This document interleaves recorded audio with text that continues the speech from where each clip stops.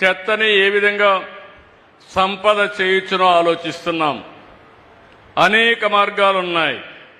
ఇంటి దగ్గరనే చెత్త నుంచి కాంపోస్ట్ తయారు చేయడం, అదే మరి ఒకేసారి వాడే ప్లాస్టిక్ నిషేధం చేయడం, ఈ వేస్ట్ని ఏ విధంగా మేనేజ్ చేయాలో రీసైక్లింగ్ పంపేయడం, ఇవన్నిటికీ ఒక ఆలోచన విధానాన్ని తీసుకొచ్చాం.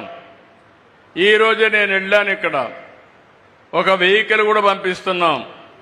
ఆ వెహికల్లో మీ ఇంట్లో ప్లాస్టిక్ కానీ అదే మరిగా ఈ వేస్ట్ కానీ లేకపోతే అనేక రకాలైన పాత వస్తువులుంటే అవన్నీ ఒక రేటు వారిగా ఇచ్చి వాళ్ళు అవన్నీ తీసుకొని మీకు ఏ వస్తువులు కావాలన్నా అక్కడికక్కడే దాన్ని ధరగట్టి మీకు ఇచ్చే పరిస్థితికి వస్తున్నారు.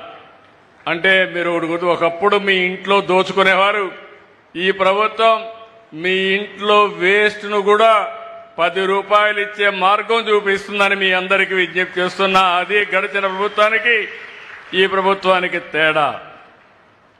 ఈరోజు పెద్దాపురంలో తొందరలోనే మన మిత్రులు చెప్పారు, 15 మెగావాట్ల సామర్థ్యంతో 330 కోట్లతో వేస్ట్ ఎనర్జీ ఈ జిల్లాలో ఉండే అన్ని మున్సిపాలిటీలు వచ్చి చెత్తంతా తీసుకొచ్చి అందులో నుంచి కరెంటు ఉత్పత్తి చేయబోతున్నాం.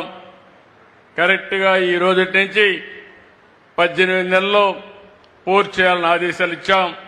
మన వాళ్ళు 2 ఏళ్లు అంటున్నారు, కానీ నేను 18 నెలల్లోనే పూర్తి చేయాలని చాలా స్పష్టంగా ఆదేశాలు ఇచ్చామని చెప్పి కూడా నేను మీకు తెలియజేస్తున్నా.